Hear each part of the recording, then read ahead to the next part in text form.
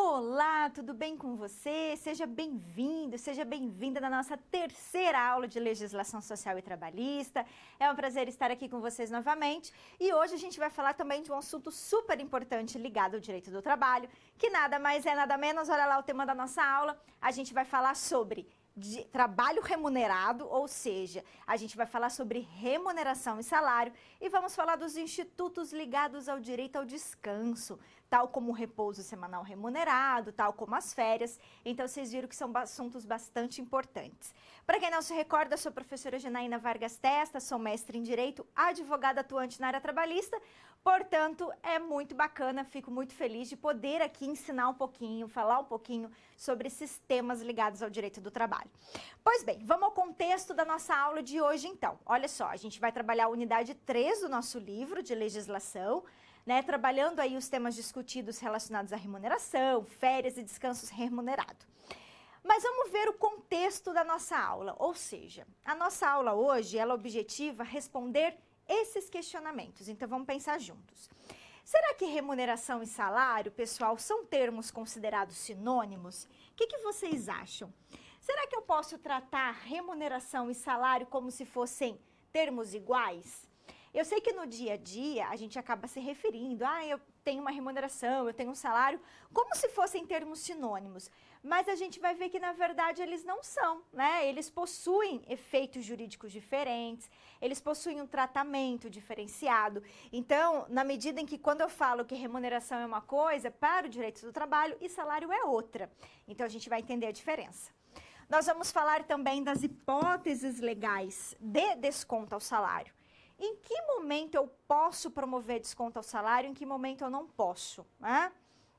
Então, quais são as hipóteses em que seria possível? Até porque, gente, para fazer desconto no salário do empregado, a gente tem que ter uma cautela para poder respeitar o princípio da intangibilidade salarial, não é? Então, para que eu possa respeitar esse princípio, o que eu preciso? Eu preciso atender aí essas hipóteses legais, respeitar essas hipóteses legais de desconto. Você sabe quais verbas trabalhistas possuem caráter salarial? Quando a gente está falando de verbas trabalhistas que possuem caráter salarial, significa dizer aquelas verbas que repercutem no cálculo das demais verbas, ou seja, elas entram na base de cálculo de outras verbas, consequentemente nós vamos recolher contribuição previdenciária, a gente vai recolher o FGTS sobre essas verbas. Isso quer dizer que uma verba tem caráter salarial, mas quais delas possuem caráter salarial? E quais não têm, né? Quais é que possuem, por exemplo, o caráter indenizatório, que serve como indenização, mas não como salário para o empregado. A gente vai falar também dos requisitos para o reconhecimento da equiparação salarial. Você já deve ter ouvido falar sobre a equiparação salarial, né? A equiparação salarial ela é um instituto que permite o quê? Tentar acabar com aquela desigualdade que existe quando eu tenho numa empresa dois empregados que estão fazendo a mesma função, com a mesma habilidade técnica, com a mesma produtividade, fazem as mesmas tarefas, as mesmas atividades, mas possuem salários diversos, né? Então, essa é a ideia de reconhecer a equiparação salarial. Só que, claro que existem requisitos, existem pressupostos que precisam ser preenchidos.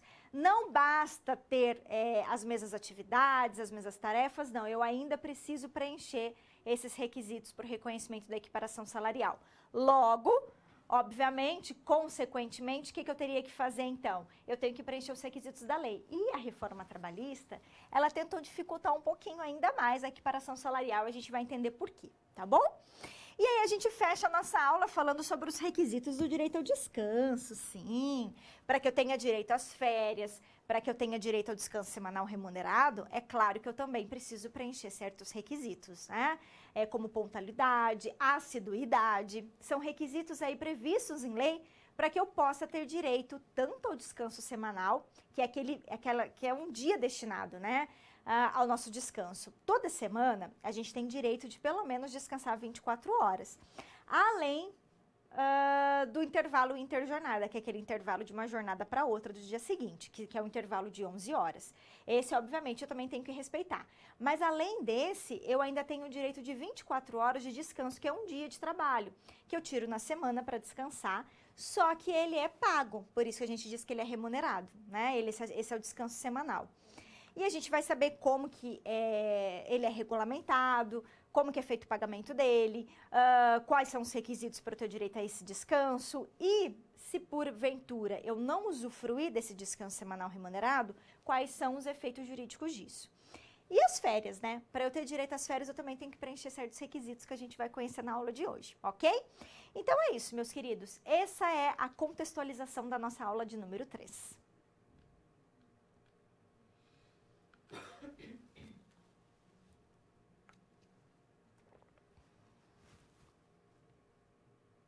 Remuneração e salário. A gente vai falar de dois institutos jurídicos super importantes do direito do trabalho, que em que pese no dia a dia a gente utiliza esses dois termos como se fossem sinônimos, para o direito do trabalho eles são diferentes. Vamos lá para a tela para a gente entender. Olha só. Remuneração, gente. A remuneração lá na CLT, prevista no artigo 457 da CLT, ela vai dizer para a gente, na verdade, que a remuneração ela é um somatório. Somatório do quê, professora? Da contraprestação paga diretamente pelo meu empregador, que pode ser em pecúnia, em dinheiro ou em utilidades, que é o objeto e benefícios, né? Com a quantia que eu recebo de terceiros a título de gorjeta. Então, ou seja, o que na verdade está significando aqui a remuneração? É uma soma daquilo que eu recebo direto do meu empregador, logo é salário, mais aquilo que eu recebo a título de terceiros, que é chamado de gorjeta. Portanto, salário mais gorjeta é justamente o que me dá, o que me entende aquilo como remuneração, tá? Então, a remuneração sempre será gênero, da qual eu tenho as espécies salário e gorjeta. Então, quando eu estou me referindo à remuneração, eu sempre estarei me referindo tanto ao salário, que é aquela contraprestação paga pelo empregador, mas também a gorjeta, que é pago por quem? É pago por um terceiro, aquele que na verdade não é meu empregador, que está pagando de forma espontânea ou que está sendo pago lá na nota fiscal de serviço, e isso depois é repassado para o empregado. Então, significa dizer que remuneração é o somatório entre salário e gorjetas. Por isso que eu não posso utilizar remuneração e salário como se fossem sinônimos. Tudo bem? Bacana. Agora, vamos falar propriamente do salário. Vamos lá para a tela para a gente entender. O que é o salário, então? O salário, gente, ele sempre vai ter caráter contraprestativo. O que é isso? Eu presto serviço e como contraprestação eu recebo salário. Essa é a ideia, né? Então, é a retribuição por aquilo, pelo trabalho que eu estou prestando, sempre. Por isso que tem caráter contraprestativo. E, além disso, eu aplico aqui o princípio da irredutibilidade salarial. Ou seja, eu não posso, em tese, né, em regra, diminuir ou reduzir o salário do empregado, porque esse sempre vai ser o quê? Vai ser o mínimo, aquilo que foi estabelecido, que foi combinado, ok?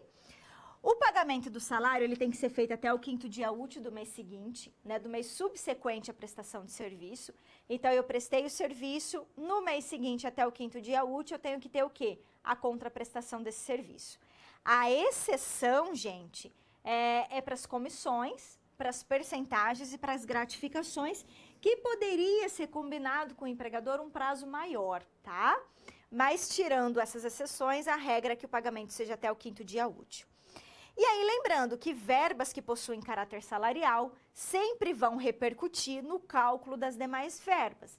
Então, eu vou usar na base de cálculo das férias, vou usar na base de cálculo do 13º, vou utilizar como base de cálculo para contribuição previdenciária, vou recolher também pagamento de aviso prévio, vou utilizar no cálculo do aviso prévio e também recolhimento de FGTS, contribuição previdenciária e por aí vai, ok?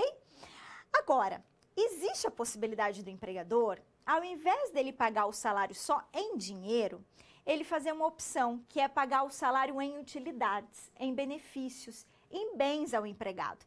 Então, ao invés dele pagar tudo em pecúnia, ele reserva uma parte desse pagamento em utilidades.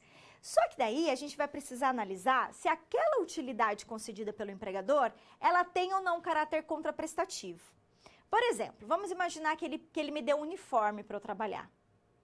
O uniforme eu utilizo para a execução do meu trabalho? Sim, então o uniforme não é salário. O uniforme não pode ser considerado salário, percebeu? Então, aquela utilidade, aquele benefício que o empregador está me dando, tem que ser um benefício para mim. Tem que ter habitualidade e tem que ser um benefício. Tem que ser algo como se fosse uma contraprestação pelo trabalho que eu fiz. Aí sim isso é salário. E se for, gente, considerado salário, o valor referente a esse bem, a essa utilidade, ela também entra no cálculo das demais verbas trabalhistas. Sim, por quê? Porque ela também a gente diz que vai ter uma repercussão disso, tá bom? Então vamos lá para a tela para a gente entender, olha só. Então o que é o salário utilidade ou o salário in natura? É aquele valor, então, que vai ser pago em bens ou pago em utilidades, né? Garantir o mínimo, pelo menos, de 30%. A gente precisa, pelo menos, garantir o 30% em dinheiro, mas, tirando esse 30%, a gente pode, então, pagar em utilidades. A utilidade, ela pode ter caráter contraprestativo, então, a gente diz que aquela utilidade eu recebi pelo meu trabalho, pelo trabalho que eu executei, né? Então, aí vai ser considerado salário. Ou essa utilidade, se ela for necessária para a execução do meu trabalho, que a gente até analisa se é para o trabalho, então aí não será salário, tá? E aí lembrando que o salário utilidade, se for considerado salário, ele vai repercutir nas demais verbas, no cálculo das demais verbas trabalhistas, se essa utilidade for fornecida com habitualidade. Então, gente, na verdade, eu sempre vou ter que analisar se aquela utilidade que o meu empregador está me concedendo, se ela tem ou não repercussão, se ela tem ou não caráter contraprestativo. Então, eu vou dar um exemplo. Imagine que o meu empregador me conceda um celular e pague todas as minhas contas telefônicas mensalmente, com habitualidade. Imagine que esse celular seja concedido para utilizar, eu até posso utilizar para fins pessoais também, mas ele foi concedido para eu executar o meu trabalho. Por quê? Porque o meu empregador precisa falar comigo, eu preciso fazer ligações, eu sempre estou viajando, eu estou indo para outros lugares, eu estou visitando filiais e eu tenho que estar o tempo todo conectado ali, conversando com a empresa no qual eu estou prestando serviço. Então, esse celular e as contas telefônicas que estão sendo pagas mensalmente, é uma utilidade? Mas elas não possuem caráter contraprestativo. Porque o meu empregador não está pagando as contas do meu telefone em agradecimento, como forma contraprestativa pelo serviço que eu prestei. Não, ele está me dando porque ele precisa, eu preciso daquele celular e eu faço aquelas ligações para realizar o meu trabalho, percebeu? Então, se eu estou fazendo isso para realizar o meu trabalho, então não tem caráter contraprestativo, não é salário. Diferentemente seria se o meu empregador falasse assim: olha, Janaína, eu acho que eu vou começar a pagar as contas do seu telefone por mês, como uma forma para te ajudar, um benefício aí, né, que eu tô pensando. Vou começar a pagar as contas do seu telefone, do seu celular para te dar uma ajuda. Poxa, afinal de contas, você trabalhou bastante esse mês, né, você tá sempre se dedicando mais, então eu vou pagar as contas telefônicas. Ok. Aí tem caráter contraprestativo, percebeu? Eu não uso meu celular para o meu trabalho, não é uma necessidade, não é um instrumento para a realização do meu trabalho, mas é tão somente o que é um benefício que o meu empregador está me dando com habitualidade. Logo, aquilo que ele está me pagando, essas contas telefônicas, tem caráter salarial. Tudo bem? Entenderam? Bacana, então vamos avançar. Vamos falar das comissões? Gente, as comissões, elas são espécies de salário, que a gente vai pagar por produtividade, de acordo com o resultado que o empregado produz, né? Então, existem aqueles que são comissionistas puros, só recebe comissão, e existem aqueles que recebem uma parte de comissão, uma parte fixa do salário, que a gente chamaria de comissionista misto, tá? Lembrando que as comissões sempre terão caráter salarial, e aí a gente precisa garantir o mínimo, o salário mínimo ou o piso da categoria, principalmente para quem foi comissionista puro, tá? Porque as pessoas, elas não podem receber menos que o salário mínimo. Ou com o piso da categoria, se houver previsão de piso da categoria. Isso se aplica para os comissionistas empregados, aqueles que são registrados pela CLT, ok? E para a gente fechar, vamos falar das gorjetas, olha lá. As gorjetas, elas são pagas pelos terceiros. Então, abrange aqueles valores que são pagos de forma espontânea pelo cliente, ou aqueles que são cobrados em nota fiscal, como adicional de serviço, e que a gente destina à distribuição dos empregados, tá? As gorjetas, elas não são consideradas salário, elas são espécies de remuneração. Então, elas possuem caráter remuneratório, logo elas não incidem no cálculo de aviso prévio, horas extras, adicional noturno e repouso semanal remunerado. Ai, professor, então quer dizer que no cálculo das outras verbas elas vão repercutir? Sim, mas é claro, gente, que para ter essa repercussão, a gente precisa controlar, fazer um controle do que nós entendemos das gorjetas. Claro que se o cliente vai lá e paga para o empregado e ele já reembolsa, o empregador nem fica sabendo, é claro que nós não vamos usar no cálculo de nada, né? Porque não tem controle. A gente só vai utilizar a gorjeta para cálculo de outras verbas trabalhistas se houver controle do recebimento dela. Tudo bem? Bacana. Então, essa foi a nossa discussão de remuneração e salário.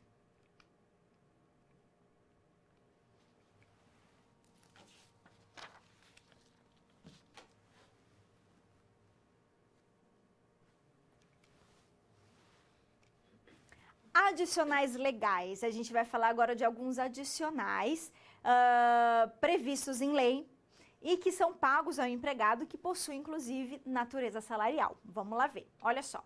A gente começa falando do adicional de insalubridade. Gente, o adicional de insalubridade, a insalubridade, para quem não sabe, é um trabalho que não gera saúde, né? Ao contrário. É um ambiente que possui um agente que traz um ambiente insalubre, um ambiente que traz o quê? Malefícios à saúde do trabalhador. Então, pode ser, se ele estiver exposto a um agente físico, como, por exemplo, ruído, se ele estiver exposto a um agente químico, como, por exemplo, chumbo, se ele estiver disposto a um agente biológico, como, por exemplo, uma bactéria, né? Enfim, se constatada a insalubridade por meio de uma perícia técnica feita por um engenheiro de segurança do trabalho, por exemplo, verificado que o ambiente é insalubre, esse laudo que for feito, essa perícia, vai detectar se o grau de intensidade que eu estou, né, em relação a esse agente, ela é de grau mínimo, grau médio ou grau máximo, né? Aí, claro, também, de acordo com a norma regulamentadora do Ministério do Trabalho, aí a gente vai detectar.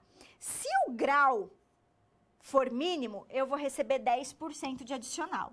Se for grau médio, 20%, se for grau máximo, 40%, tá?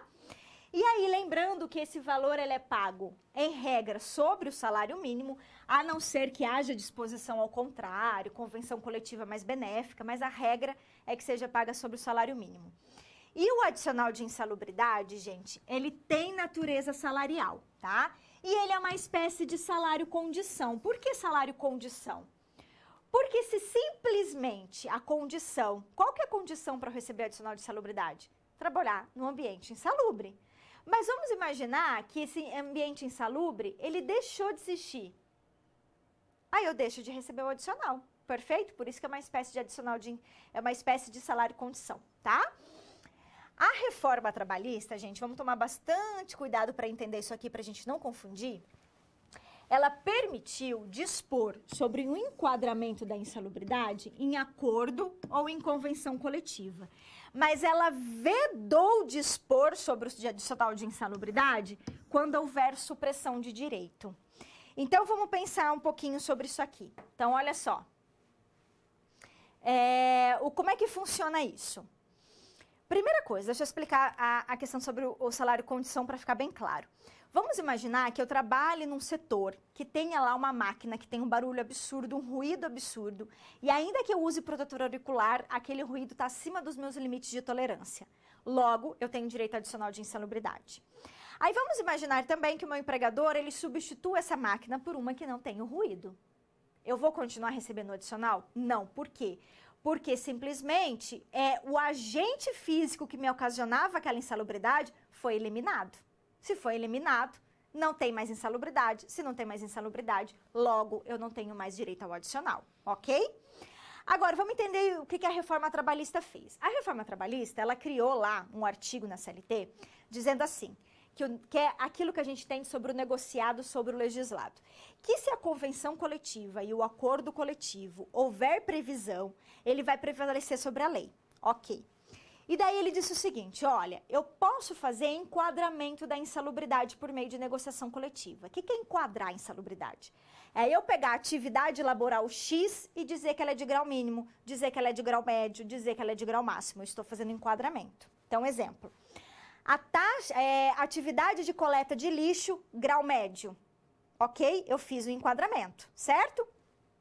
Então, eu posso estabelecer isso por negociação coletiva agora, isso é possível. Mas o que eu não posso, que a lei vedou, é eu mudar o adicional de insalubridade.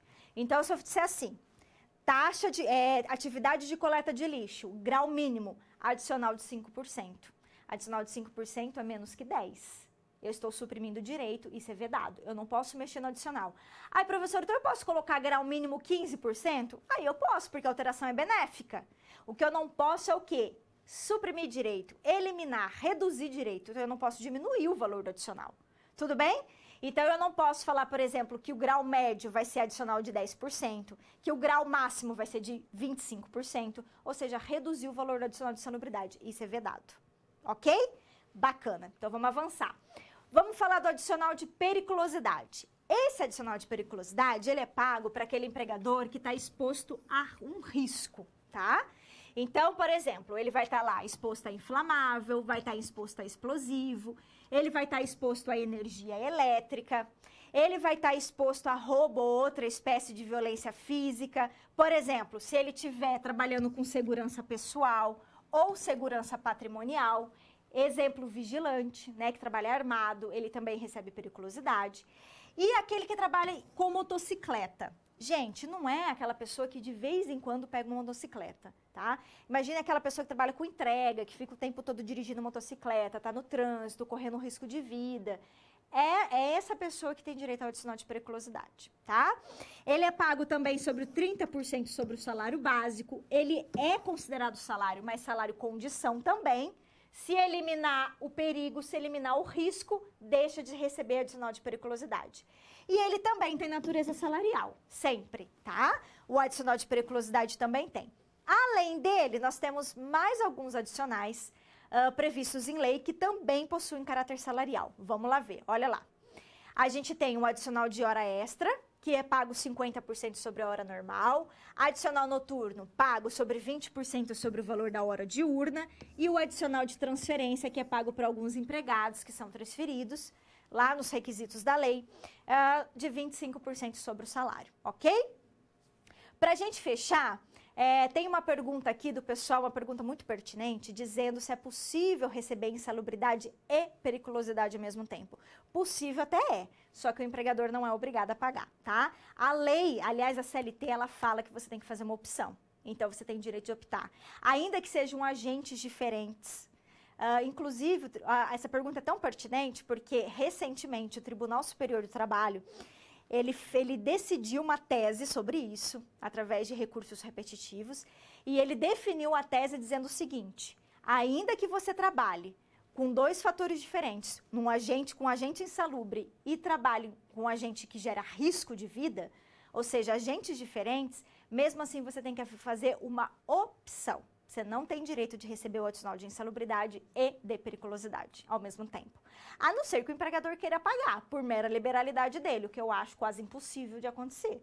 Mas ele não é obrigado, tá? Você tem que fazer a opção por um deles, tá bom? Pois bem, meus queridos, então essa foi a nossa discussão sobre adicionais legais.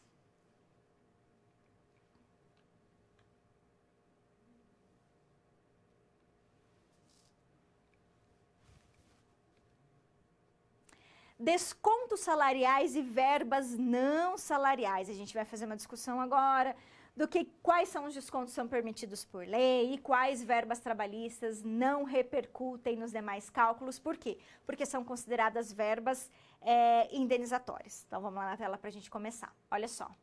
A gente começa, então, falando, gente, do princípio da intangibilidade salarial. Por quê?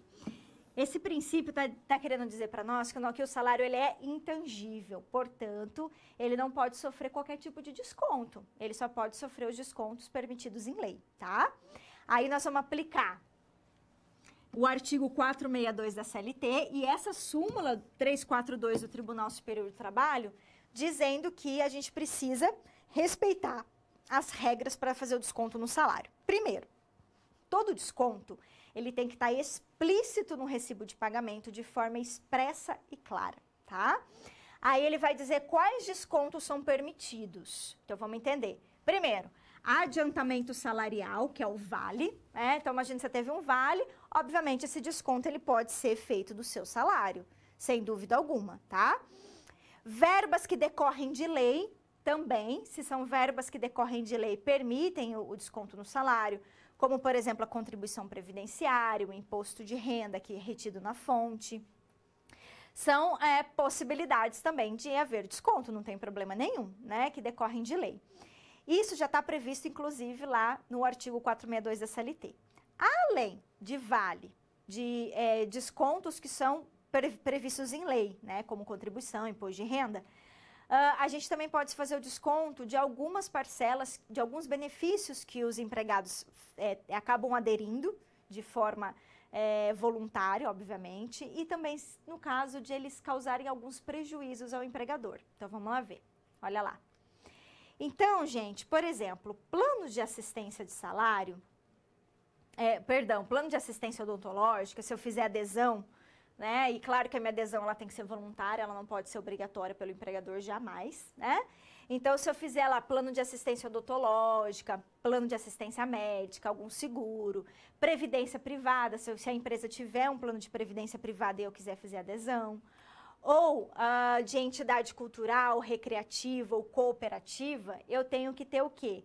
A autorização expressa do empregado. Tá? Eu também posso promover o desconto desde que o empregado que autorize. E eu também posso fazer desconto em danos que são causados pelo empregado. Então, imagine que eu causei um dano, um prejuízo ao empregador, o empregador então pode promover esse desconto no meu salário. Só que aqui a gente tem que ter uma certa cautela, porque esses descontos só são autorizados, só são permitidos mediante autorização do empregado ou no caso de dolo. O que é o dolo? Então, no caso de dolo, o empregado não precisaria nem autorizar, tá? Dolo, gente, é quando o empregado, ele adota uma conduta, ou se omite, também pode ser uma ação ou uma omissão, em que ele quer, né, por livre e espontânea vontade, causar prejuízo ao empregador. Por isso que a gente fala dolo. O dolo, ele é um elemento subjetivo, que está ligado lá ao direito penal. Quando a gente fala assim, a pessoa cometeu aquele crime, cometeu um crime doloso. Por quê? Porque ele quis cometer o crime. Ele agiu com a intenção voluntária e consciente de ir produzir aquele crime, de cometer aquele crime, certo? Aqui é a mesma situação. Então, eu realizei aquela atitude, aquela ação, ou me omiti de forma voluntária e consciente porque eu queria gerar aquele prejuízo para o meu empregado. Isso que é causar dolo, tá? Isso que é realizar dolo. Realizar uma conduta por meio do dolo. É a intenção voluntária e consciente de agir. Portanto, no caso de prejuízos que eu venho a gerar ao meu empregador, ele pode promover o desconto. Se eu autorizar, imagine que eu fui negligente, fui imprudente, por culpa minha eu gerei aquele prejuízo, eu autorizando pode promover o desconto. Ou autorizando assim, tá, gente? Não precisa autorizar aquele desconto especificamente. Pode ser que seja feito lá no contrato de trabalho, já dizendo o empregado assumir a responsabilidade toda vez que ele gerar prejuízo e ele ter que arcar com as consequências disso, né? Agora, claro que o empregador tem que ter bom senso, porque às vezes não foi culpa diretamente do empregado, daí a gente tem que analisar a situação caso a caso, tá? Agora, se tiver constatada também que ele agiu com dolo, que ele quis gerar aquele prejuízo, aí também pode ser promovido o desconto, ok? Bacana. E quais são, gente, as verbas não consideradas salário? Vamos lá na tela para a gente ver. Olha só. As verbas que não são salário, que são verbas que não possuem caráter remuneratório, tal, são verbas que o quê, gente? Que não vão se incorporar ao contrato de trabalho e não vão constituir base de incidência nenhum em qualquer encargo trabalhista ou previdenciário, tá? Que possuem caráter indenizatório, a gente diz. Então, são verbas que não se incorporam, não constituem base de incidência de nenhum encargo trabalhista e nem previdenciário. Aí, vamos entender que verbas que são essas. Por exemplo, ajuda de custo, diárias de viagem, auxílio alimentação, vedado pagamento em dinheiro, né? prêmios e abonos, tá? Isso, na verdade, nós tivemos uma alteração promovida pela reforma trabalhista, e a reforma trabalhista, ela, na verdade, ela que disse expressamente que nenhuma dessas verbas possuem caráter salarial, elas possuem caráter indenizatório, não repercute no cálculo das demais verbas, né? Então, ajuda de custo, diária de viagem, auxílio alimentação, prêmio e abono não entra no cálculo de nenhuma. Tudo bem? Bacana? Então, essa foi a nossa discussão de descontos salariais e verbas não salariais.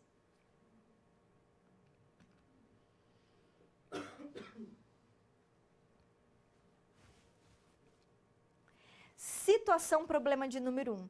A gente vai conhecer agora uma situação fática, uma situação real, que pode acontecer em qualquer empresa, com qualquer tipo de empregado, e a gente vai tentar fazer uso dos nossos conhecimentos para solucionar esse problema, essa situação. Vamos lá ver, olha lá.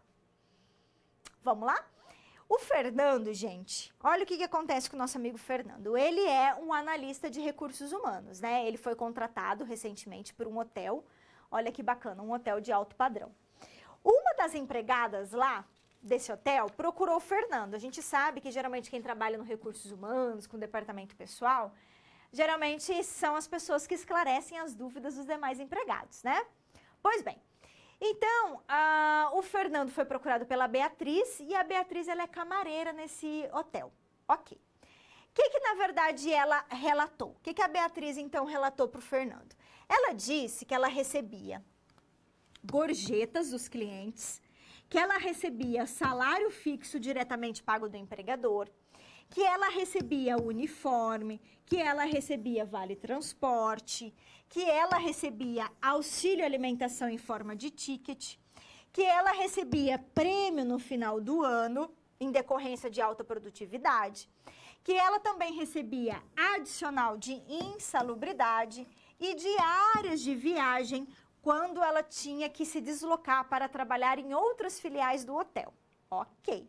Então, vocês viram que ela tem várias aí formas de remuneração, né? Ao consultar o saldo de sua conta de FGTS, a Beatriz percebeu que os valores depositados eram baixos. E aí ela percebeu que o FGTS que estava sendo recolhido não era pago sobre toda essa remuneração que ela recebia, né? E aí ela ficou um pouco indignada.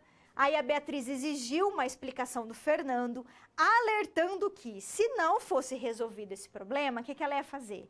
Ela ia ajuizar uma ação trabalhista em face do hotel. Então, olha a situação. Aí eu pergunto, a indignação da Beatriz procede? Sim ou não? É justo o pleito de Beatriz exigir que o FGTS seja calculado sobre todas as verbas recebidas? E aí, gente, o que vocês acham?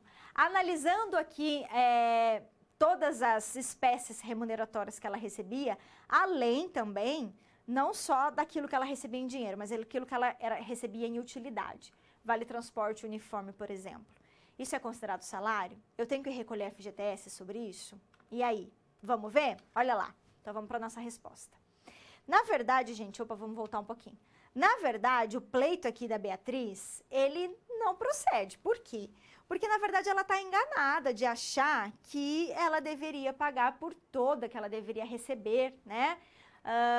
Todas essas verbas deveriam ser recolhidas FGTS. Ela está enganada nesse aspecto, por quê? Porque, na verdade, a regra é que apenas as parcelas de natureza salarial repercutem no cálculo do fundo de garantia, né? Somente as parcelas de natureza salarial é que vão repercutir. Logo, as gorjetas não possuem caráter remuneratório e a incidência de FGTS, lembrando, gente, que eu só não vou pagar, a gorjeta ela só não entra no cálculo de hora extra, de adicional noturno, repouso semanal remunerado e aviso prévio. Nas demais, ela vai entrar no cálculo, tá? Isso está estabelecido no entendimento de uma súmula do TST. Agora, não podemos esquecer que essas gorjetas aqui, para que elas possam ter esse caráter remuneratório, elas precisam ser controladas. Se não houver controle da gorjeta, obviamente que a gente não vai recolher FGTS sobre isso, tá?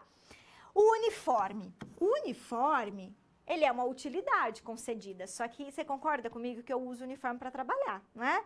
Então, ele é uma utilidade concedida para a execução do meu trabalho. Logo, não é salário, né? Aliás, está previsto expressamente no artigo 458, parágrafo 2º, inciso 1 da CLT, que uniforme não é considerado salário.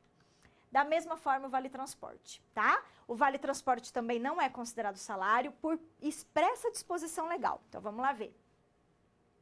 Então, o Vale Transporte também não é salário, porque não possui caráter salarial, por expressa disposição legal. O auxílio alimentação pago em ticket também não tem caráter salarial. E o prêmio, tendo em vista que a Beatriz o recebe ao final do ano em decorrência de alta produtividade, a hipótese se enquadra também no artigo 457, parágrafo 4º da CLT, e não possui o quê? Não possui caráter salarial, certo?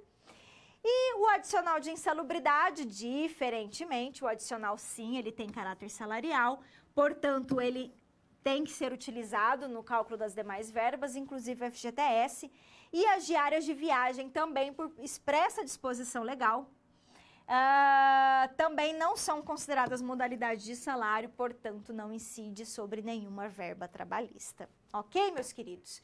Então, com isso, a gente fecha aí a nossa situação problema, né? Vocês viram que a gente conseguiu aplicar aí o nosso conhecimento sobre várias verbas remuneratórias, salariais, não salariais, para resolver essa situação.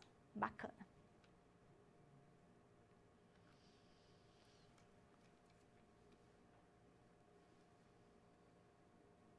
Interação, nosso momento agora de interação, a gente vai resolver um exercício, vocês vão fazer a resolução desse exercício, verificando a aplicabilidade do conhecimento da aula de hoje. Então, vamos lá para a nossa tela.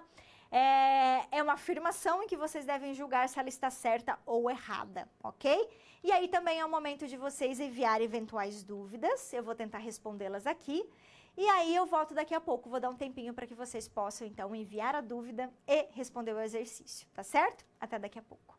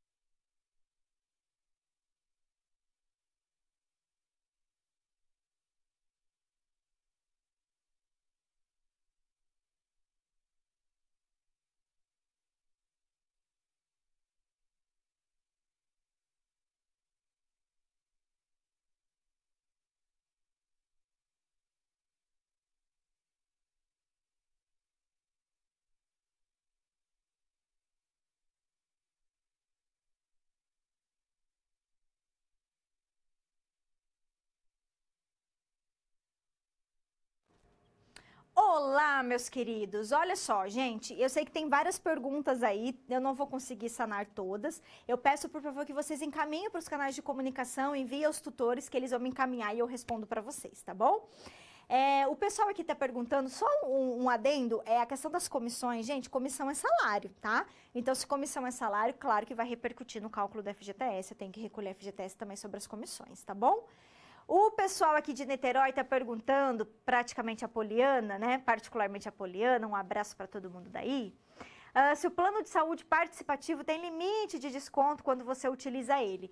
Na verdade, isso é feito por meio do contrato entre o teu empregador e você. Então, você tem que autorizar esse desconto, tá? Então, em tese, não teria limite, certo? Claro que também não pode ultrapassar mais que 30% do seu salário, tá? Porque senão vai comprometer. Mas aí isso aí tem que ser combinado com o teu empregador, isso tem que estar previsto em contrato e você voluntariamente tem que aceitar, tá bom? Vamos lá resolver nosso exercício? Então vamos lá para a tela, olha só. A respeito da insalubridade e periculosidade nas relações do trabalho, julga esse item. São consideradas atividades insalubres aquelas que impliquem risco acentuado em virtude de exposição permanente do trabalhador a inflamável, explosivo ou energia elétrica? Tá errado, né, gente? Por quê? Porque isso aqui é atividade o quê? Perigosa ou periculosa. É adicional de periculosidade aqui, não insalubre.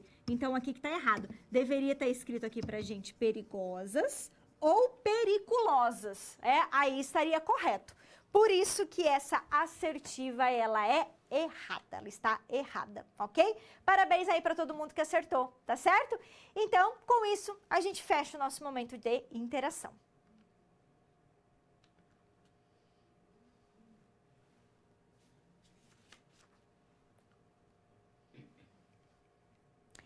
Equiparação salarial. Vamos falar de um instituto super importante do direito do trabalho, que é a equiparação salarial.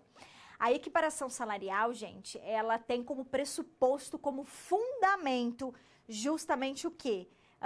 Permitir, né, possibilitar justamente essa diferença, né, na verdade, ela veda, né, vamos dizer assim, ela tenta amenizar, diminuir essa diferença salarial que existe entre um empregado e outro empregado quando eles possuem salários diversos, né, e tal, numa mesma situação, fazendo as mesmas coisas, numa mesma atividade, então isso não é permitido, ok?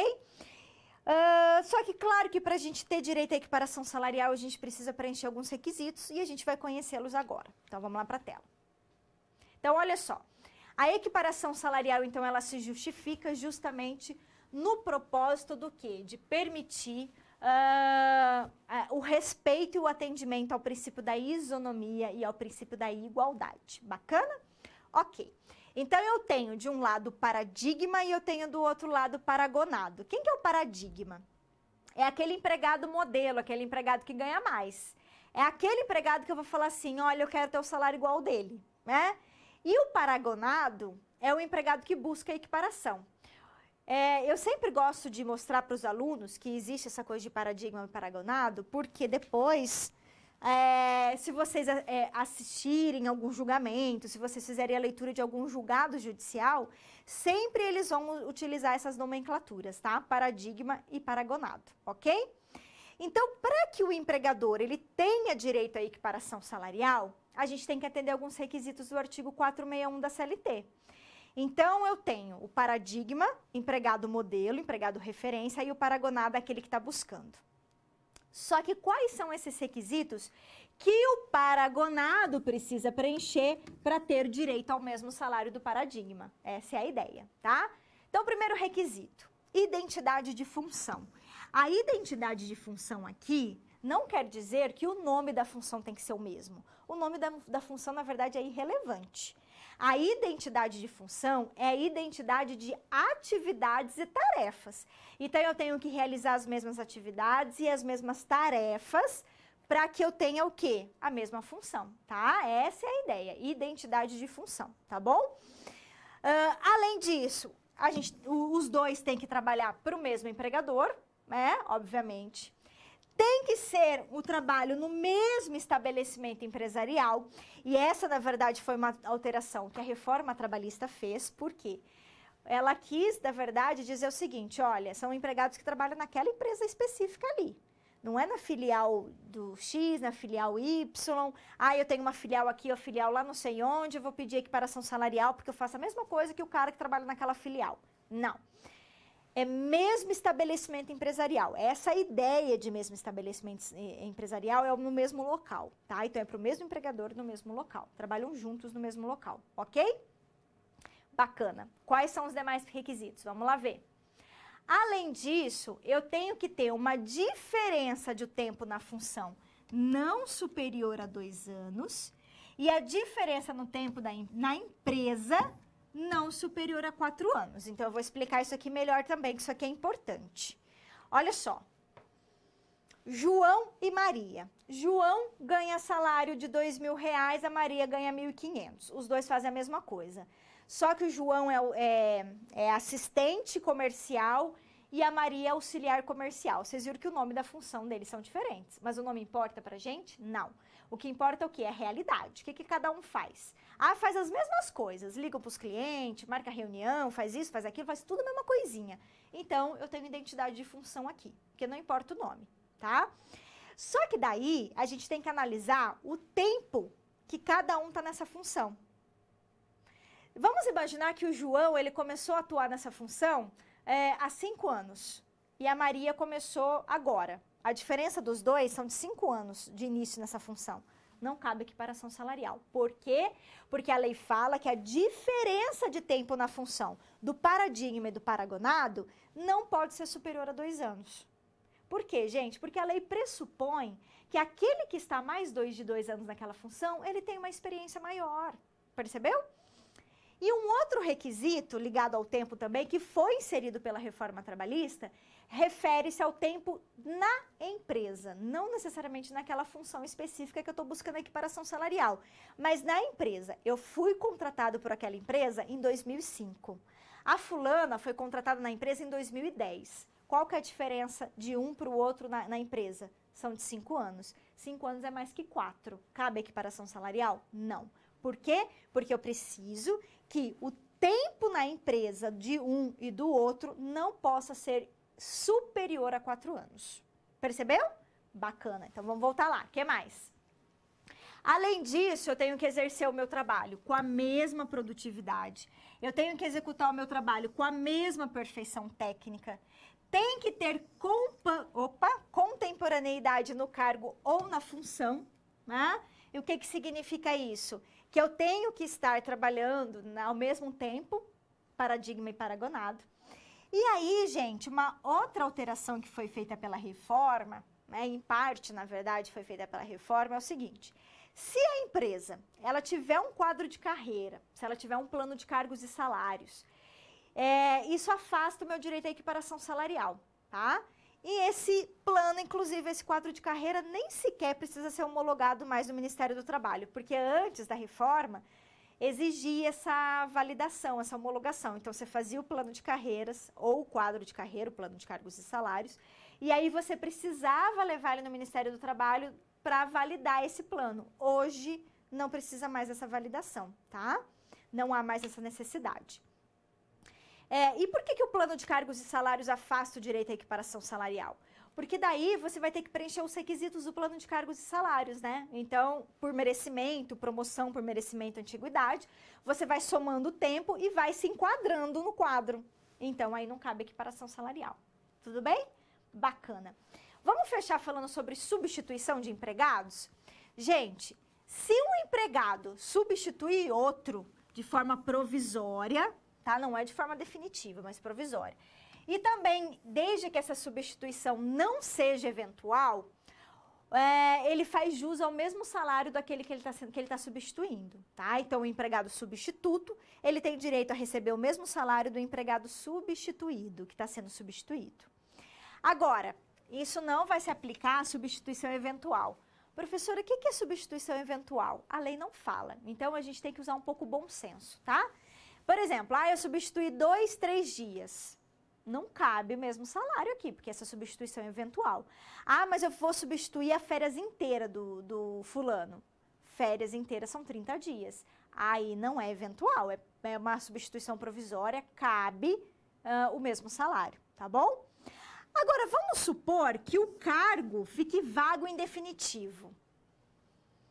Aquele trabalhador que vai assumir o lugar do outro que saiu da empresa, ele tem direito a ter o mesmo salário do antecessor? Daí não, tá? O salário substituição, a pessoa só tem direito se ela substituir de forma esporádica, provisória, ou seja, provisoriamente, mas desde que não seja eventual. Aí cabe o mesmo salário. Se a pessoa sair da empresa, o cargo ficar vago, alguém for lá assumir esse cargo, porque daí a pessoa vai assumir de forma definitiva, não provisória. Aí não cabe pedir, pleitear o mesmo direito ao mesmo salário do antecessor. Tudo bem? Bacana. Então, essa foi a nossa discussão de equiparação salarial e substituição de empregado.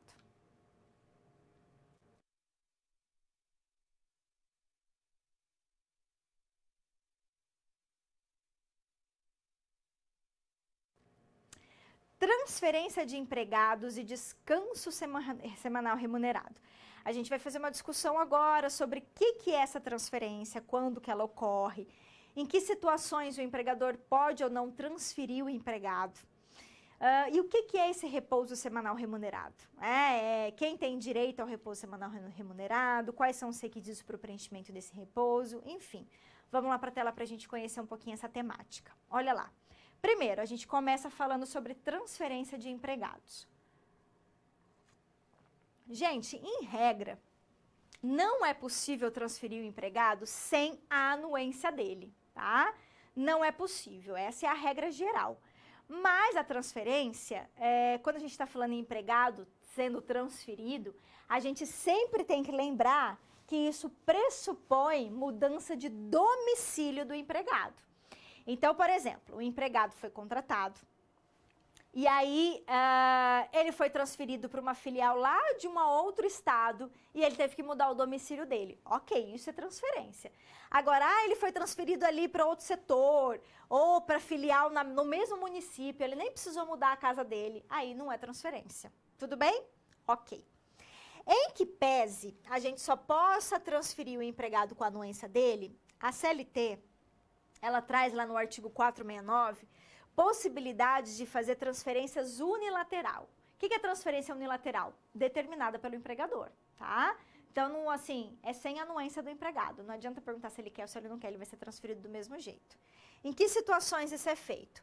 Quando o empregado for ocupante de cargo de confiança, desde que comprovada a necessidade de serviço, então imagine que ele trabalhe num cargo de confiança, ele é de um cargo de confiança, e aí comprove a necessidade de serviço, ou seja, transferência definitiva, tá? Então, acaba ocorrendo a transferência definitiva dele.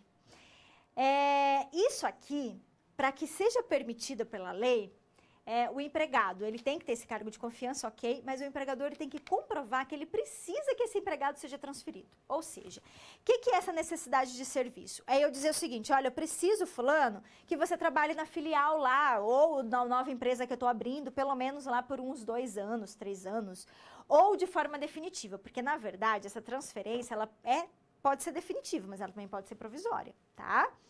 Se for provisória, a gente tem um outro efeito jurídico que a gente vai falar daqui a pouco. Agora, mas ela pode ser definitiva. Eu quero que você assuma o setor, que você assuma a direção daquela empresa em outro estado. Então, o empregador pode determinar essa transferência desde que ele comprove a necessidade do serviço. Não somente para ele, mas em outras situações também essa transferência pode ser determinada. Vamos lá para a gente ver. Olha lá. O empregado, gente, que tenha no contrato de trabalho dele uma cláusula explícita, dizendo que ele pode ser transferido, ou até uma cláusula que seja implícita, de transferência, desde que o empregador também comprove a necessidade de serviço, ou seja, que ele precise ser transferido, porque precisa do serviço dele em outro local. Também é possível determinar a transferência quando há extinção do estabelecimento da empresa. Então, imagine que o empregador ele tem uma filial e essa filial ela é extinta, ela vai ser fechada. Aí ele pode também promover o quê?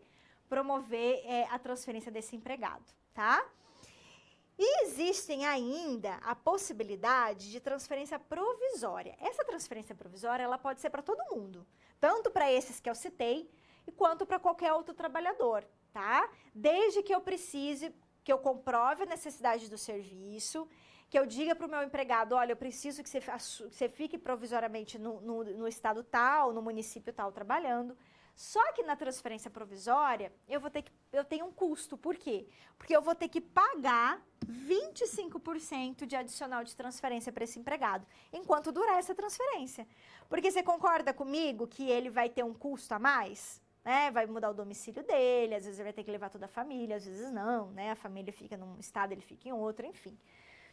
Mas ele vai ter um custo. Então, enquanto ele permanecer nessa transferência provisória, ele vai ter que receber esse adicional, ok? Bacana? Legal. Vamos falar de descanso semanal remunerado? O que é esse descanso, gente? Esse descanso, olha só, ele é obrigatório. Então, é um descanso. Semanalmente eu tenho esse descanso, então ele é pago de forma obrigatória, né? E ele tem a finalidade de promover esse meu descanso semanal, né? Promover que eu possa, não só meu descanso, mas permitir que eu conviva com a minha família, que eu possa fazer uma prática desportiva, que eu possa fazer alguma coisa religiosa, lazer, etc. Enfim, é ter uma vida além do trabalho. Essa é a ideia do descanso semanal remunerado, né? Ele corresponde ao intervalo de 24 horas consecutivas. Então, é um dia de trabalho. Por isso que a gente fala que é um dia de trabalho, na verdade, um dia de trabalho não, ele corresponde a um dia de trabalho na semana, só que ele é remunerado, eu não trabalho e ele é remunerado, espécie de interrupção do contrato de trabalho, né? E aí, lembrando que além das 24 horas, eu também tenho que respeitar as 11 horas de intervalo interjornada, de uma jornada para outra, né? Então, equivale ao montante de 35 horas. A lei, gente, diz para nós que o descanso semanal remunerado ele deve ser concedido de forma preferencial aos domingos, preferencialmente, não obrigatoriamente aos domingos, mas existe uma preferência. E que os feriados também são considerados dias de repouso semanal remunerado. Logo, se eu vier a trabalhar no dia do meu repouso semanal remunerado ou em feriado, eu vou ter que ter uma folga compensando ou o empregador vai ter que custear isso. Vamos lá na próxima tabela para a gente ver os efeitos. Então, primeiro, quais são os requisitos para o teu direito ao descanso semanal? Assiduidade e pontualidade. Se eu tiver uma falta de forma injustificada, claro que se for justificada não repercute, mas se for injustificada, já perco o meu direito ao repouso semanal remunerado, tá?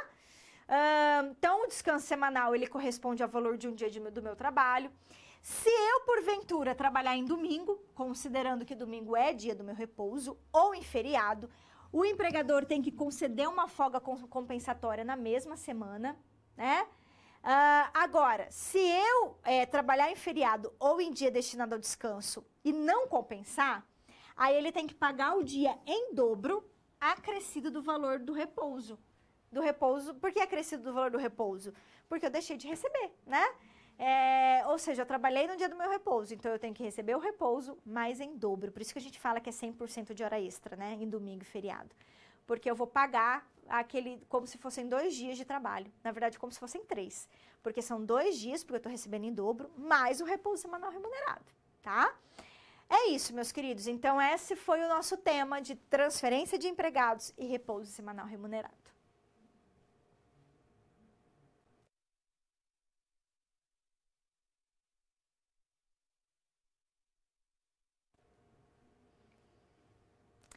Férias. Vamos falar também do direito ao descanso nesse momento, mas o descanso anual, que é o meu direito às férias. Não é bacana? Então, vamos lá começar. Olha só.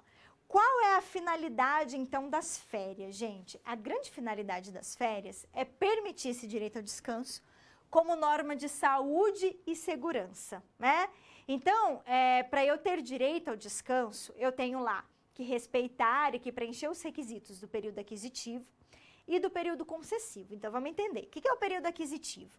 O período aquisitivo, ele corresponde a um período de 12 meses subsequentes à minha contratação. Então, vamos supor que eu fui contratada lá em maio de 2019. Então, 12 meses seguintes. Então, em maio de 2020, eu preenchi o meu período aquisitivo, certo? Que é esse período que é necessário para que eu possa ter o meu direito às férias, né? Eu tenho que ter esse período aquisitivo. E o período aqui concessivo é o período que corresponde ao momento em que o empregador pode me conceder essas férias, que é o período de 12 meses subsequentes ao meu período aquisitivo. Então, eu fui contratada, 12 meses depois eu adquiri o meu direito às férias e 12 meses depois é o período que o meu empregador tem que me conceder, tá? Quais são os requisitos que eu preciso preencher até o direito às férias? Assiduidade. Para que eu tenha direito a 30 dias de férias, eu tenho que ter assiduidade. Se eu tiver, por exemplo, no período aquisitivo, mais de 5 faltas injustificadas, aí eu começo a perder a minha quantidade de direito de dias de férias, né? E aí, lembrando que as férias sempre serão concedidas no interesse do empregador. Gente, a CLT, inclusive, ela tem até uma tabelinha lá, né? Inclusive está lá no livro também, o livro de Legislação Social e Trabalhista, uma tabelinha mostrando quantas faltas você teve e como que vai diminuindo proporcionalmente o número de dias de férias que você vai ter direito. Lembrando que são faltas injustificadas. Claro que se eu apresentei atestado, foi uma falta justificada, não vai interferir, né? A gente está falando de faltas injustificadas, tá bom? O que mais que a gente tem que saber sobre as férias? Vamos lá ver. Olha só. Além disso, qual é o período, então, permitido por lei das férias? São 30 dias, né, gente? 30 dias. Corridos. Professora, eu tenho que tirar tudo de uma vez? Não. Eu posso, inclusive, conceder 10 dias em abono pecuniário, que é aquilo que a gente fala vender as férias, né? A gente pode vender até 10 dias. Essa venda das férias é chamada no direito de abono pecuniário, tá bom? E eu posso fracionar. A lei agora permite que eu possa fracionar em até 3 vezes. Como que é feito esse fracionamento? Um período não pode, de jeito nenhum, ser inferior a 14 dias corridos. Isso não pode. E os demais não poderão ser inferiores a 5 dias corridos cada um. Então, o primeiro período não pode ser inferior a 14 dias corridos e os demais não podem ser inferiores a 5 dias cada um, tá? E é vedado, gente, iniciar as férias no período de 2 dias que antecedem ou feriado ou dia que é destinado ao meu repouso, né? Vamos supor que o meu repouso semanal não seja no domingo, seja na terça-feira. Eu não posso começar minhas férias na segunda, né? Porque eu estou desrespeitando essa vedação legal. Por que na verdade, a lei ela veda esse início 2 dias antes de feriado de repouso? Justamente para não prejudicar o trabalhador, né? Porque às vezes daí o feriado é lá na quinta-feira, aí o empregador coloca a pessoa para tirar férias na quarta. Daí já pega um feriado que ele já teria direito a esse descanso, né? Então, justamente para evitar isso, não pode começar o início das férias 2 dias antes, tá bom? E aí, pessoal, também tem outras regras importantes a respeito, inclusive, de penalização que é atribuída ao empregador quando ele não respeita algumas regras das férias. Então, vamos lá ver. Olha lá. Primeiro, a comunicação das férias, ela tem que ser dada ao empregado no mínimo 30 dias antes, tá? Para ele se programar, né, gente? O trabalhador tem direito de saber quando que ele vai entrar nas férias dele. O valor das férias sempre vai ser todas as verbas de natureza salarial, acrescido de 1/3, que é o 1/3 constitucional previsto na Constituição Federal. O pagamento das férias tem que ser feito até 2 dias antes do início dela. Se o empregado vai começar as férias lá na segunda-feira, tem que pagar para ele na sexta-feira. Vai começar na quinta, paga para ele até terça-feira, tem que pagar. Ou deposita em conta, dá cheque para ele, não importa, mas o pagamento tem que estar disponível para ele até 2 dias antes do início, tá? Se desrespeitar o período concessivo, que é o período que eu tenho que conceder as férias, ou a data do pagamento, as férias devem ser pagas em dobro. Então, essa é uma constatação importante que a gente tem que entender. Então, olha só, eu deixei de atribuir as férias no período concessivo, passei o período concessivo, ou deixei de pagar as férias até 2 dias antes do início. O empregado começou as férias, aí que eu depositei o valor. Esse tipo de atitude gera penalização para o empregador. O empregador deveria daí pagar em dobro as férias, tá? É como se ele pagasse 2 vezes. Tudo bem? E para a gente fechar o nosso tema de férias, vamos falar das férias coletivas, né? Gente, as férias coletivas, elas também podem ser concedidas pelo empregador, pode ser toda a empresa entrar em férias coletivas, pode ser só um setor, pode ser um grupo só de trabalhadores, não tem importância, tá? Só que a CLT, ela traz essas seguintes orientações, na verdade, obrigações, deveres, né? Que a empresa ela tem que notificar o Ministério do Trabalho, os sindicatos da categoria, o sindicato dos empregados, com uma antecedência mínima de 15 dias, tá? Então, em tese, ela teria aí... Opa, vamos voltar aqui. Em tese, então, ela teria justamente que fazer esse momento, né? Eu não estou conseguindo apagar essa telinha aqui pra gente. Então, tem que ser comunicado em 15 dias, tá, gente? De antecedência mínima. E o fracionamento das férias também é permitido nas férias coletivas? Sim, com 2 períodos anuais, desde que nenhum deles seja inferior a 10 dias corridos, tá? Desde que nenhum deles seja inferior a 10 dias corridos, ok? Então, esse, na verdade, foi o nosso assunto de férias, né? Que a gente conversou, falando sobre o Instituto das Férias e das férias coletivas.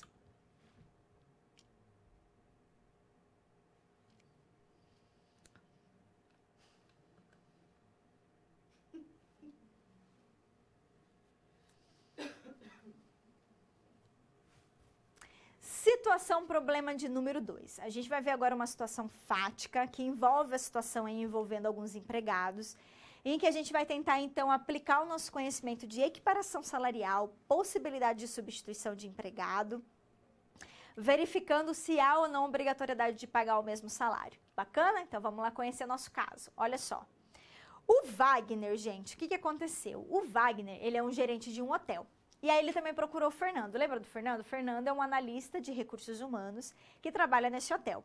O Wagner, que é gerente, foi até ele e falou assim: Fernando, eu preciso esclarecer umas dúvidas a respeito de alguns empregados que trabalham na recepção desse hotel.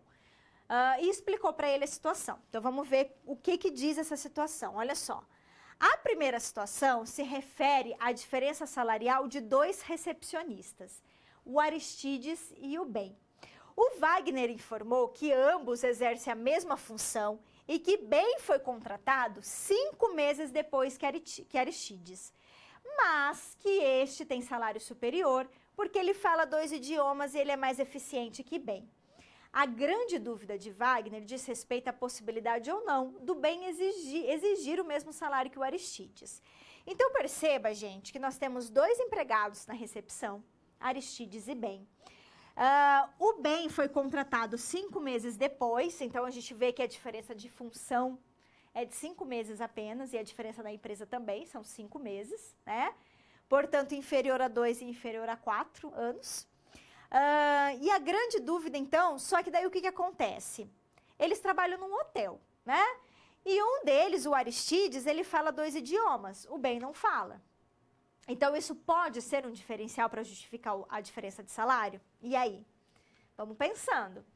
A segunda situação se refere ao próprio gerente, Wagner. O Wagner perguntou se a empresa, se o hotel, pode transferi-lo para outra filial sem a anuência dele. E aí? E se durante as férias de 30 dias, então imagine que o Wagner, o gerente, vai entrar em férias durante 30 dias, se o empregado que for substituí-lo nesse momento tem direito ao mesmo salário que ele, ao mesmo salário do gerente. E aí, o que vocês acham sobre isso? Então, gente, perceba que é justamente esse contexto. Então, olha só, para a gente responder todas essas situações, todas essas hipóteses, esses casos, a gente pode fazer o uso de vários, vários elementos, de vários conhecimentos e estudos sobre equiparação salarial, substituição de empregado, transferência de empregado. Não é bacana? Então, vamos tentar solucionar? Vamos começar.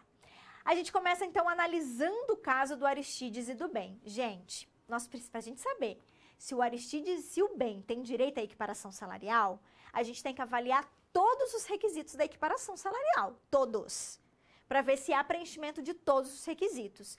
Tendo preenchimento de todos os requisitos, ok, há direito à equiparação salarial, tá? Então, primeira coisa, eles trabalham para o mesmo empregador? Sim, eles trabalham para o mesmo empregador. Eles trabalham no mesmo estabelecimento empresarial? Também, sim, para o mesmo estabelecimento empresarial. A diferença de tempo de função deles é inferior a 2 anos? Sim, né? Porque a diferença de tempo deles é de 5 meses apenas. Então, sim, ok? A diferença de tempo na empresa é inferior a 4 anos? Também. A contemporaneidade no cargo ou na função? Sim, porque eles estão trabalhando ali ao mesmo tempo juntos, ok?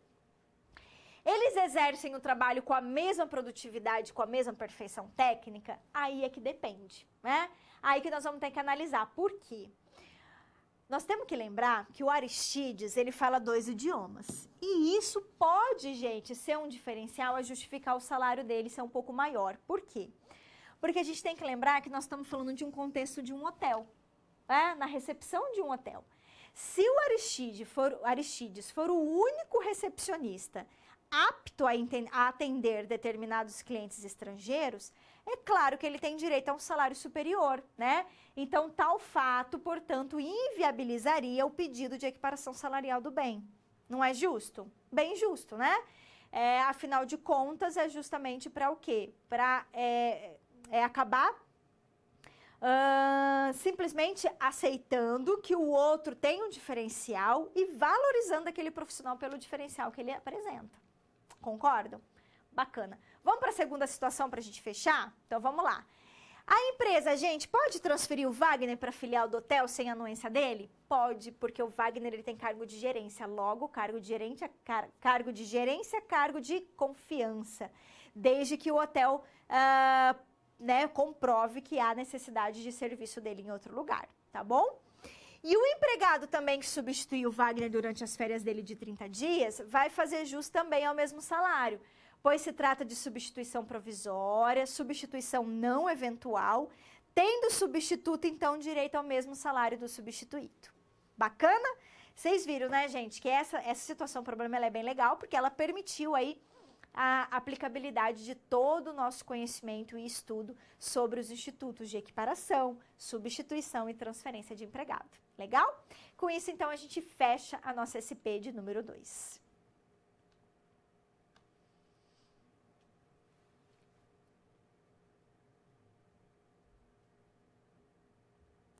Interação. Nosso momento agora é de interação. Eu trouxe aqui para vocês um exercício que é, na verdade, um caso hipotético que eu quero que vocês procurem a resposta correta. Então, eu vou dar um tempo para vocês responderem esse exercício e também para vocês mandarem eventuais dúvidas a respeito daquilo que foi discutido até esse momento, tá bom? Em breve eu retorno, então, para a gente resolver e também responder as dúvidas de vocês. Até daqui a pouco.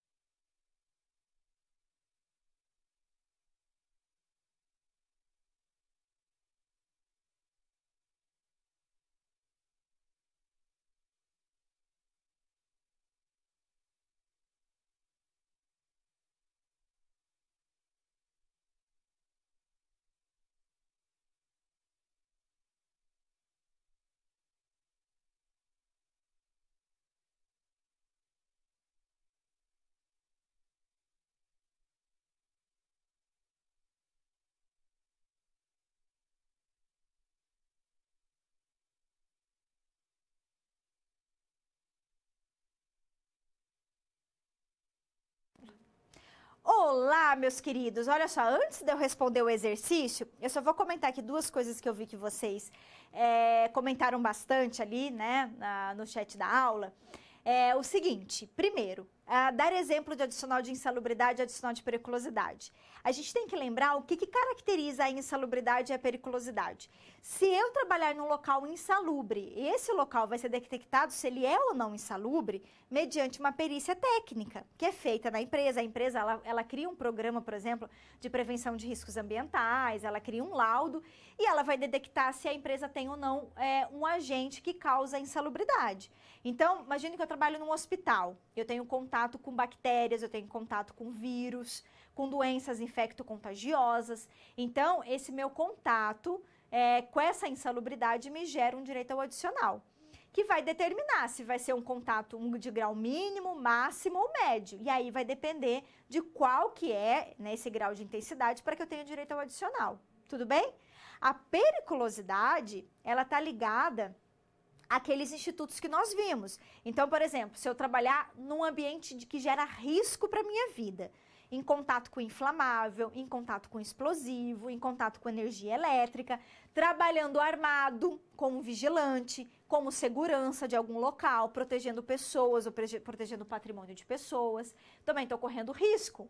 Ou se eu trabalhar em motocicleta, que é dirigindo motocicleta o dia todo nas ruas fazendo entrega, por exemplo, e eu estou correndo risco de vida, logo eu tenho direito ao adicional de periculosidade de 30%, tá bom? Tudo bem? Descanso semanal remunerado, quando ele não é concedido, não é respeitado, ele tem que ser pago em dobro, além, então, raciocina comigo. Descanso semanal remunerado é o valor de um dia do meu trabalho, certo? Ok.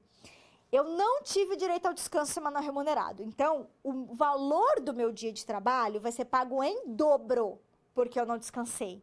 E além dele ser pago em dobro, ele vai ser pago mais ainda o valor do repouso semanal remunerado que eu não tive, porque eu fui trabalhar. Percebeu? Então, é em dobro mais o valor do repouso semanal remunerado. Tá bom? Bacana. Mais dúvidas, envie, por favor, para os nossos tutores à distância que eles vão encaminhar para mim, tá bom? Vamos lá resolver nosso exercício? Então, vamos lá. Gente, a Rosa, ela era engenheira de uma empresa e ela tinha um cargo ela recebia 18 mil reais. E ela foi dispensada por justa causa. Ok. Um mês depois que teve a ruptura do contrato dela, que ela nem trabalhava mais na empresa, a empresa contratou a Regina e pagou para a Regina, no mesmo lugar da Rosa, com um salário bem menor, de 8.500. Quando a Regina soube do salário da antecessora dela, ela foi se queixar para Recursos Humanos, falando o seguinte: escuta, eu quero receber o mesmo salário que a outra. Cabe, gente, mesmo salário? Não, não cabe. Por quê? A Regina não tem razão. Por quê?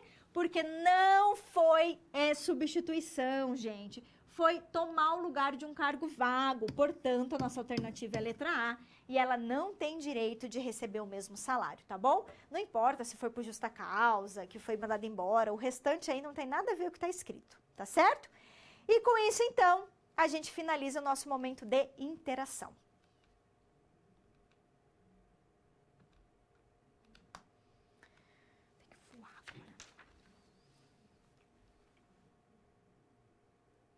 Recapitulando, a gente vai agora para o nosso momento final da aula para ver só alguns aspectos dos temas principais que a gente conversou na aula de hoje. Então, vamos lá. Olha só. A gente falamos sobre remuneração e salário, vimos que são institutos diferentes. Falamos sobre as verbas que são consideradas salários e aquelas que não são consideradas salários, portanto, não repercutem no cálculo das demais verbas trabalhistas. A gente falou sobre o Instituto da Equiparação Salarial, dizendo, inclusive, trazendo todos os pressupostos dele, né, todos os requisitos para o preenchimento da equiparação salarial. Falamos da hipótese de substituição de empregados, que inclusive permite o mesmo salário, desde que a substituição não seja definitiva, não é? E também não seja eventual. Falamos sobre a possibilidade de transferir os empregados, inclusive, de forma unilateral. E terminamos a nossa aula falando sobre dois institutos ligados ao descanso, que é aquele descanso que eu tenho semanalmente, que é o descanso semanal remunerado, que me dá, inclusive, o direito de eu ter um dia de descanso, mas recebendo por esse dia, não é? E falamos também sobre o direito de descanso, mas o direito de descanso anual, que são as férias, não é isso? Lembrando que, claro, para eu ter direito tanto ao descanso semanal remunerado quanto às férias, eu preciso preencher os requisitos da lei, inclusive o de assiduidade, né? Para que eu possa exercer, então, esses meus direitos ao descanso, ok? E com isso, então, eu finalizo a nossa aula de hoje. Espero que vocês tenham gostado, que tenha sido útil para o conhecimento, para a vida de vocês. A gente se encontra numa próxima. Tchau, tchau.